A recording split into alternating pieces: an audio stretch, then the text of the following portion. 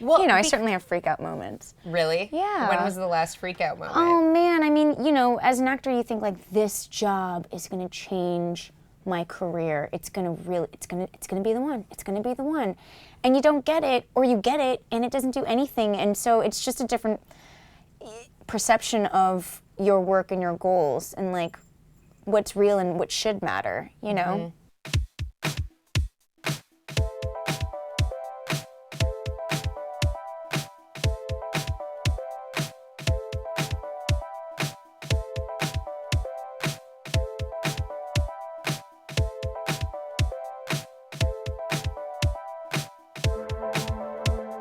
Breaking into Hollywood, what was the biggest surprise when you got there?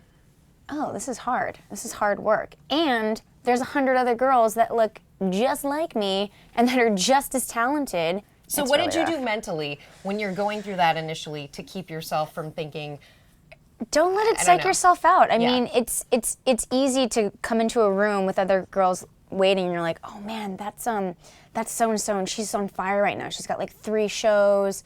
She's great. Like she has a Golden Globe. I mean, I'm freaking out right now. Like it's hard not to compare yourself, but ultimately you just don't know what they're looking for. You just need to go in and you need to enjoy yourself and you need to have fun. People who see reality TV Exactly. and think, oh, this is a stepping stone. This It's guarantees. not. It's definitely not a stepping stone. If We anything, can both speak to that. Exactly. It just makes things a little bit harder. Yeah. Right? Because the casting directors will see you and they'll see that on the resume and they'll think, oh, she's not taking it seriously. She's one of them. Exactly. I did The Real World during my sophomore year of college. It was a life experience. I didn't think that it was going to segue me into this, successful film career. I'm not saying that I have one, but, it's not the best segue into film and TV. So how did you get past that hump? You first of all, full disclosure, I did watch your season. Oh, I always thought you were the smart girl.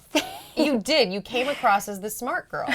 And I think that the people who come across as the smart ones are the ones who do tend to do in life. A little bit better. A little bit better. So how did you get past that? I'm sure that inside you were worried about how people would perceive you, casting directors, but even the people on set. You don't want them to think of you as the girl from reality TV. No, absolutely not. I mean, you put in your hard work. You put in your dues. You do the hours. I did a bunch of extra work just to get comfortable on a set and just to see how things work. I think that's the best place to start. Either a PA, production assistant, or as an extra, because you really get to see how things work.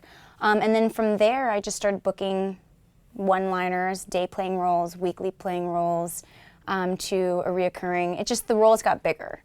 So it was a learning experience, but it took years, and it's still an uphill battle to get the roles that you really want. So growing up, did you want to be in theater? Did you want to be an actress? I gravitated towards performing. So yes, in middle school, I was in a theater club.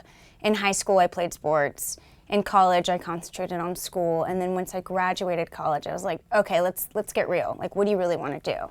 So I have 2 or 3 years to kind of mess around and not tell my parents what exactly my plans are. What would they have said if you told them your exact plans? They would have worried so much. Like, it would have aged them tremendously because they're already like such warriors.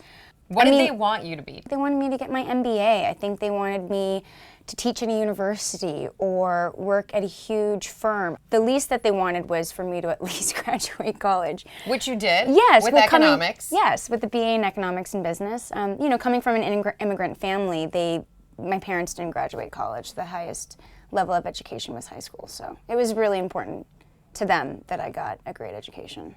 And so you're out of college, you have a degree in economics. What were you doing in those original years? I was working part-time at a clothing store at Cynthia Rowley on Melrose in Los Angeles. So what was your mindset back then? Did you feel like it was going to happen for you? Oh, it was an uphill battle. Sometimes you'll get crazy dry spells. I had 2 years when I was out of work, and that's when I started the blog. And you come so close to getting something, and the disappointment, you just can't put all your eggs in one basket. You just go in, do your thing, do the best that you can absolutely do, and just let it go. It's the only thing you can do. I feel like that's the biggest lesson. And it's not so much that one is better than the other, it's just a different flavor. I mean, it's apples and oranges Exactly. sometimes when 2 people walk into an audition. So that's how you keep your sanity, by knowing and recognizing absolutely. that. And you just have to live your life. Like, you can't make, your work does not define you, is what I learned the hard way. And you live your life. You fall in love, you travel. As soon as you book something, like a trip, a vacation, I'll book a job. So you just have to continue to live your life. You fell in love. Yes. Congratulations. Got married. Thank relatively you. recently. Was there a moment where you felt like, I've made it? All of these dreams that I had as a little girl that I might have been too scared to even talk about with my parents, I'm realizing them right now. It's an interesting question. I feel like it's not so much career-based. It's always nice to be working, and currently we're both working. We made like a little family. We adopted a dog. We got married. Ewok. Yes. And I feel like this is the most complete that I've ever felt. What's your number one piece of advice to people who want what you have? Oh, it's persistence, and it is absolutely hard work.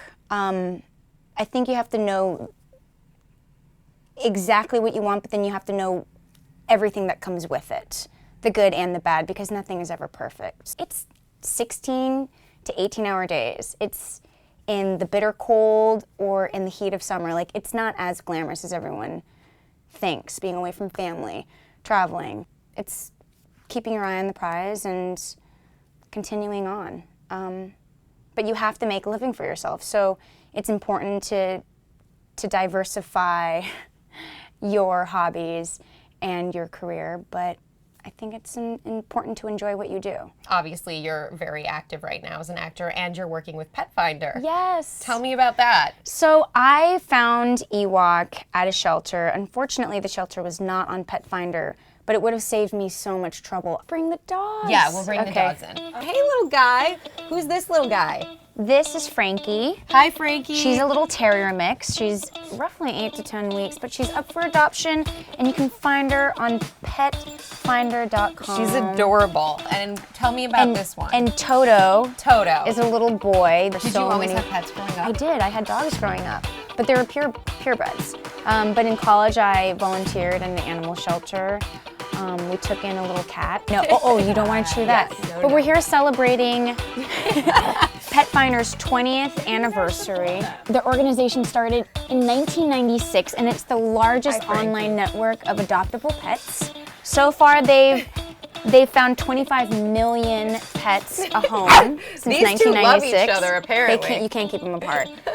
And if you go to petfinder.com, you'll find a little video, and click on that video, because once it hits 1 million views, they're going to donate $200,000 to 20 different shelters in need.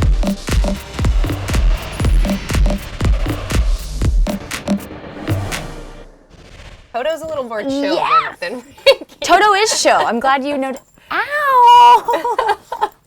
Bone. Here's a bone. Toto and Frankie are absolutely adorable. They just took a nap, so they're very high energy at the moment, but they're perfect